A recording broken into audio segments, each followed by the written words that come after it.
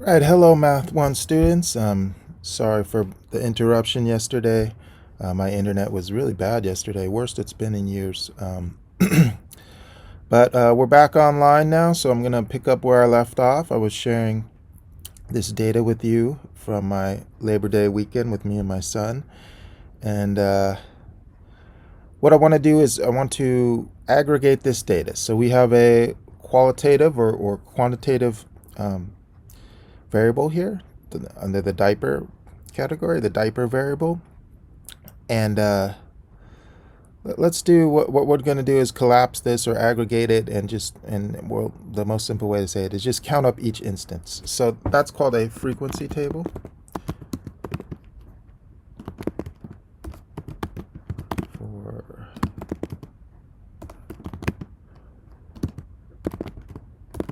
All right, and I'm gonna put the values in here so that I see over on the other side.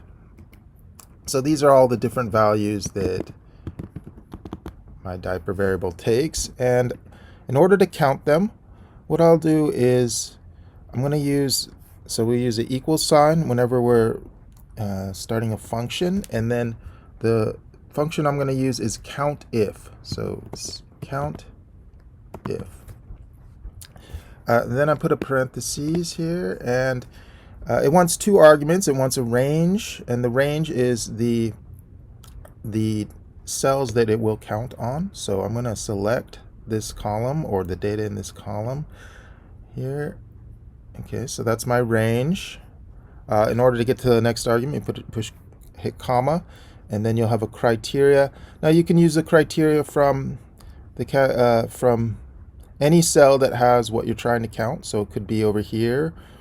You could even put in a hard-coded value, so quotation PEE, but usually it's better practice just to select a cell. So I'm going to select a cell with the value, with the value that I'm counting. So hit here, and then I do a close parentheses, and there you go. It counted. There's 11 P's in this data right here.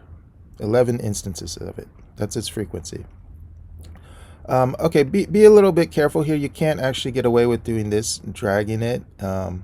It looks like you do, but I have to warn you, I took a little closer look, and yeah, so when you drag it down, it's actually also dragging down your range. It's changing the range selection down one when you shift this little formula down one. So don't do that. Just do the formula again, except change the criteria to the new value. So I'll do it again. Equals count if, open parentheses, select my range,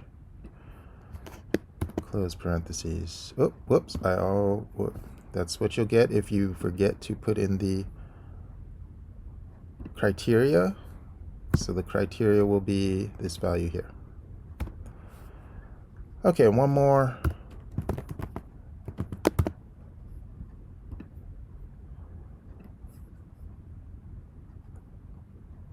Okay, now I need comma, and I want this one. Okay.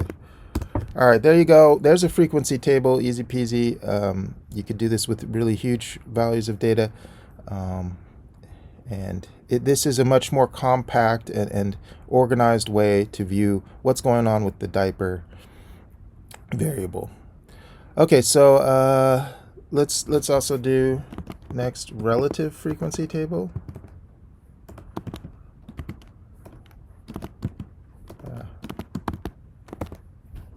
Okay, having trouble typing.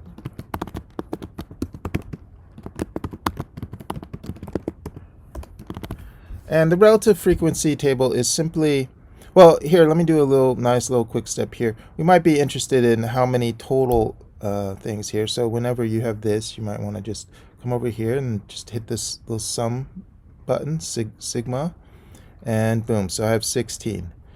Okay, the relative frequency is, let me copy this. So it's the same thing as far as you're getting all the values that occur in your diapers variable. but then you're going to change it, instead of raw values, you're going to change them all to percents. In other words, you're going to divide all of them by the total instances, the total observations.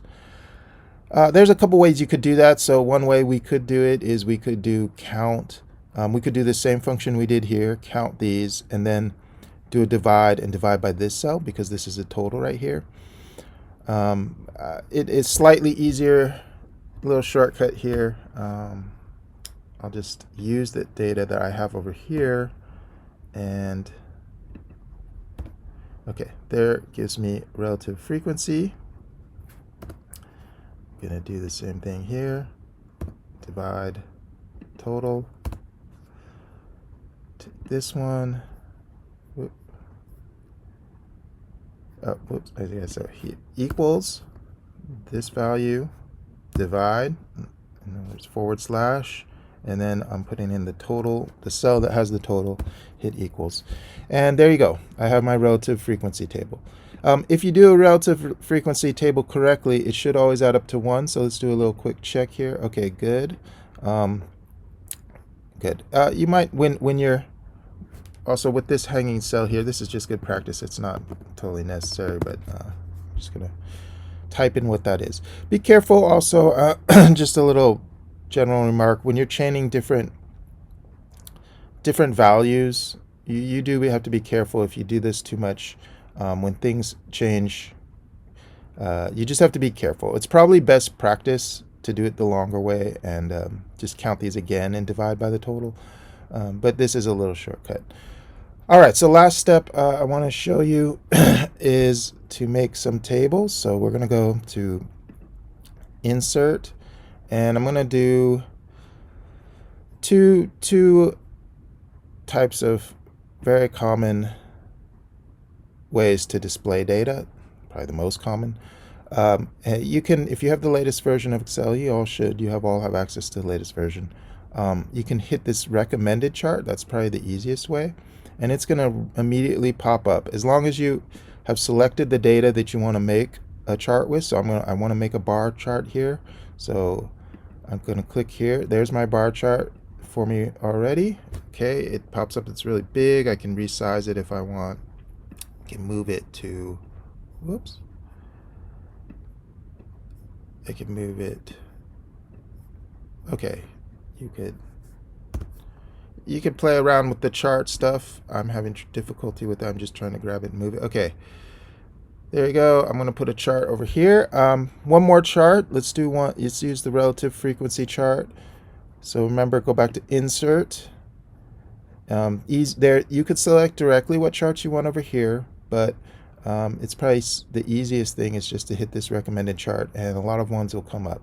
And notice even it recommended the pie chart as opposed to the bar chart. And that is just relative frequency in general. There's lots of things you could do, play around with the bar chart, how you want it to look like. You can play around with that as much as you want, but that's how you get it. That's how you make a chart. And just a quick comment of why we would use a pie chart sometimes and why we would use a bar chart. So bar chart is for comparing values with each other. So if I want to compare the peeps and the peas and the poops, this is a better way to display it, is the bar chart. Whereas if I'm more interested in how things compare to the total, so if I'm more interested in how each individual thing compares to the whole and not to each other, because to each other it's harder to see. So if I look at this, it might even be hard for some people to see the comparison between these two values, the orange and the gray, the poop and pea, but it is very easy to compare to the whole. So that's when we use one or the other. Okay, that's it. You have a assignment posted on Canvas. That's where it's posted. Yep. And there's some data there on an Excel sheet. I want you to practice doing the same things I just showed you here. All right. Have a good day, and hopefully my internet will be running up in the future. But if this ever happens again, hopefully not, If it ever happens again, we'll do the same thing here. I'll make a video for you and post it. All right.